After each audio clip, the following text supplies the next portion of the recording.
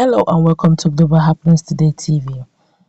Some days back, the lead counsel of Nnamdi Kanu, Ifeanyi Ejiofor, had called out the DSS, had written to the justice in charge of the case, have also given an update to the whole world, to Biafrans and those Ipob, those who are looking up to him for update on Nnamdi Kanu's case, that up to the date of his making his update, there was no change in the situation of Nnamdi Kanu. He doesn't have no change of clothes, no food. His medical report result was not given to him for 21 times. His blood was taken for 21 times. He never got to know the status of his health status. So many things, and one would have thought that by now there would have been a change. Well, as we speak, the indigenous people of Biafra have decided to make this move, once and for all. Before we go into the news proper, I would like you to subscribe to our channel by clicking on the red subscribe button. Beside it, you see bell notification icon. Please go ahead, click on it to get notified as soon as we update our channel on YouTube. Well, the indigenous people of Biafra has called on the Nigerian government to transfer its leader Nnamdi Kanu to a prison facility. The group said this in a reaction to starvation and all other torture operatives of the Department of State Services had subjected Kanu to. That's Nnamdi Kanu, the leader of the indigenous people of Biafra.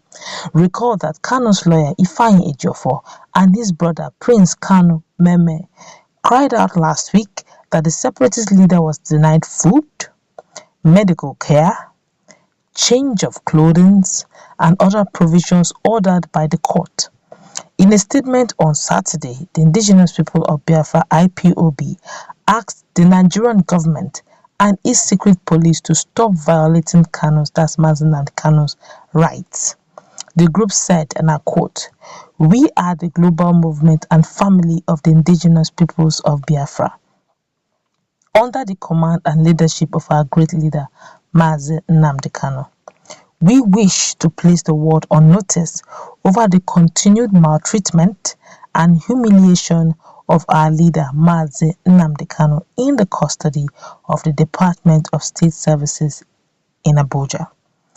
The evil and compromised Nigeria DSS security agent has decided to use starvation and hunger strategy to eliminate our leader, Nnamdi Kanu, in custody.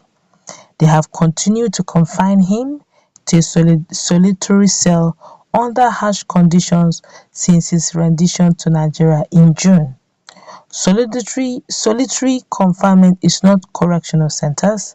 They should send him to Kuje prison pending his court dates. We are asking the Nigerian government and the security agencies that is busy granting and releasing bandits and terrorists every day to transfer our leader, Nnamdi Kanu, to the Nigerian prison or correctional center where persons awaiting trial are kept. Nothing should happen to our leader, Nnamdi Kanu, in detention." I continue also, Nigeria DSS has denied our leader food since 3 to 4 days now. The whole world should take note of these atrocities and torture being meted out against our leader. Amnesty International and other human rights groups should take note. Civilized countries should prevail on Nigeria DSS to stop starving and torturing our leader, Nnamdi Kanu. His rights should not be violated anymore.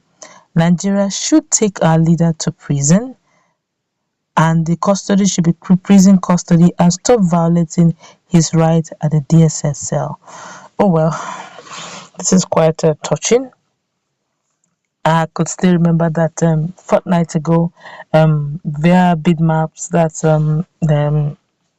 Bruce Fein's law firm had to write to the British lawmakers that they should look into the issue of the torture that is going on with their citizen. Nnamdi Kanu doubles as a British citizen, although at some point he actually said he denies himself from being a Nigerian, that he's more a British citizen than a Nigerian. He's actually looking forward to having his Biafra nation where he will carry the international passport of Biafra. But for now, They are now calling, Bidmas was using the opportunity to call on the UK to look into this matter and look through their policy of international human rights law.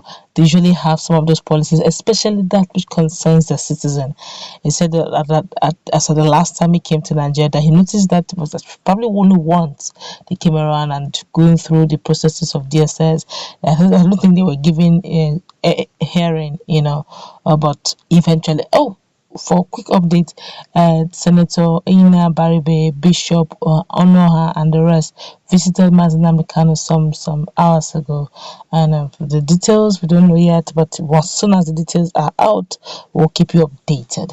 But back into the news anyway. So you now see that Ifeanyi Ejiofor is writing, as at yesterday as well, some hours ago, there's another court hearing that took place in Umuahia, Abia State, where the judge they concluded the case, but the judge reserved the ruling, and it's going to say, according to the judge, says going to give his final ruling. He's going to communicate to both parties, that the federal government and Ifeanyi and Aloy Ejimako, Barrister Aloy Ejimako, the special counsel representing Nnamdi Kanu in that case, they're going to give them a date where his final ruling will be, made public.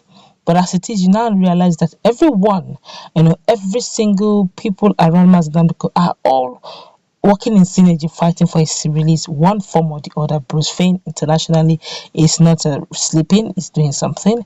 Ifeanyi Ejiofor is also not sleeping, being that he's the one handling Nigerian versus Nnamdi Kanu in Abuja, where Justice Binta Nyako is presiding, and according to him, Justice Binta Nyako said if they did not, obey the court order, court injunction, saying he should be given a change of clothes, giving food, good medical care, and all that, that he should revert back to her, even though she has very busy schedule, but that she can actually make provisions for.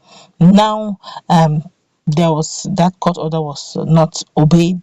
Okay, obviously from what Ifeanyi Ejiofor said, it wasn't obeyed, but one would have expected that things like food should really not be something that somebody should ask for. Clothings, can you imagine a young man wearing the same clothes for how many months now? I guess this is more psychological than physical. There may not even be any physical dent in his body, but this is psychological, where you don't get to talk to anybody, confined to a room. Maybe the windows are probably up there. You don't get to see anyone. You don't get to talk to anyone. You don't get to even read anything. You don't get to. My God, it's psychological. It can, if you're not a strong person, it could actually be broken. And if the IPOB literally saying, look, don't put him in DSS anymore, you probably try to break him, break him up psychologically, but you can take him to Kuji Correctional Center. That's where everyone who's awaiting trial should be. But then it's the prerogative right of the government to do what they think is well. But then also, we also have the lawyer who can actually fight for the right of Nnamdi Kanu via the court, which is the common man's last hope. Let's meet in that conversation also take. Do have a nice